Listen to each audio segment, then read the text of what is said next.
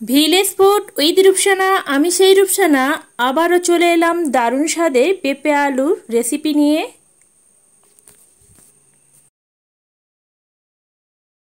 আসসালামু আলাইকুম দর্শক বন্ধুরা, আজকের আমি পেঁপে আর আলুর একটা রেসিপি বানিয়ে দেখাবো।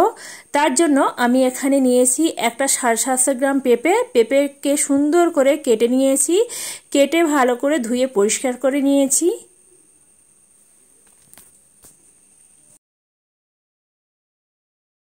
শুরুতে একটা কড়া বসিয়ে দিলাম, কড়ার মধ্যে এবার দিয়ে দেব আগে থেকে কেটে রাখা পেঁপেগুলো।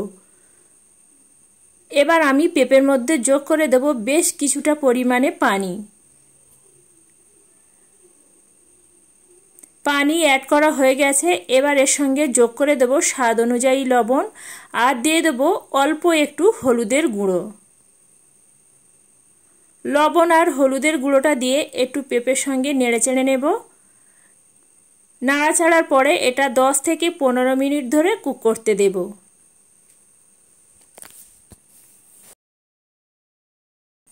এখানে আমার অনেকটা পেঁপে সেদ্ধ হয়ে গেছে। এবার এর সঙ্গে যোগ করে দেব একটা বড় সাইজের আলুকে কেটে রেখেছিলাম ডুমো করে।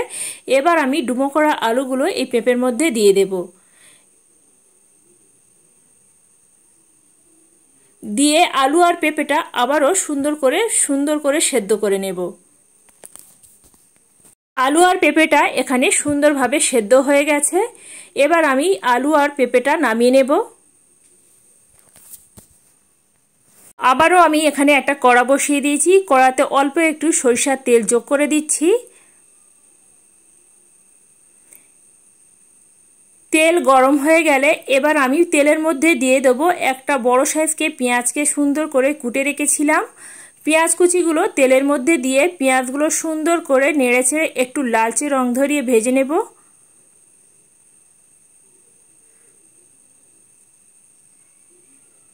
পেঁয়াজগুলো সুন্দর করে লালচে রং ধরিয়ে ভেজে নিয়েছি। এবার আমি এর সঙ্গে যোগ করে দেব অল্প একটু কালো জিরে।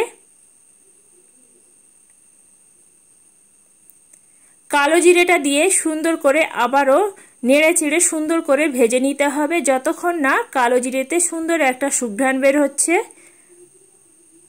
আর এই সময় আঁচটা একদম লো টু মিডিয়ামের মাঝামাঝি রেখে এই কাজটা করতে হবে।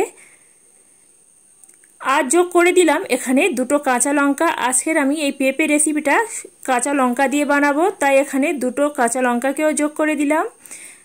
সমস্ত কিছু ভাজা ভাজা করার পরে এখানে যোগ করে দেব আগে থেকে যে কেটে রাখা পেঁপে আলুগুলো সেদ্ধ করে রেখেছিলাম। পেঁপে আর আলুটা এই ফোড়নের মধ্যে দিয়ে দিলাম। সমস্ত পেঁপেগুলো দিয়ে দেওয়ার পরে হালকা হাতে নাড়াচাড়া করতে হবে। সুন্দর করে নেড়েচেড়ে নিতে হবে যাতে ফোড়নটা আলু আর পেঁপের সঙ্গে সমস্ত জায়গায় মিশে যায়। একবার হলেও বন্ধুরা আমার মতন করে এই দারুণ স্বাদের পেঁপে রেসিপিটা একবার বানিয়ে দেখতে পারেন। খেতে বন্ধুরা খুবই অসাধারণ হয়। এই পেঁপে আলুর তরকারিটা কিন্তু বন্ধুরা খুবই অসাধারণ হয়। আর এখানে আমি লবণ আর হলুদ কিন্তু আর অ্যাড করলাম না, যেহেতু আমি সেদ্ধ করার সময় লবণ আর হলুদটা দিয়ে দিয়েছি। সেটা মাথায় রেখে সেটা দিতে হবে।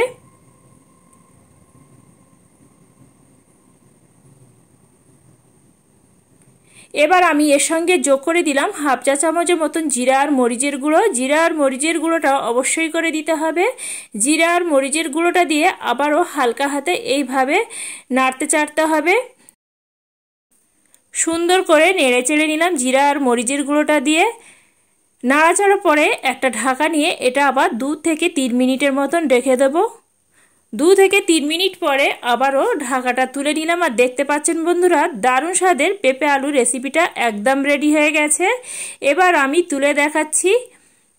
বন্ধুরা আজকের এই দারুণ স্বাদের পেঁপে রেসিপিটি যদি ভালো লেগে থাকে বন্ধুরা একটা লাইক করে দেবেন। লাইক করে আমার সাথে থাকবেন।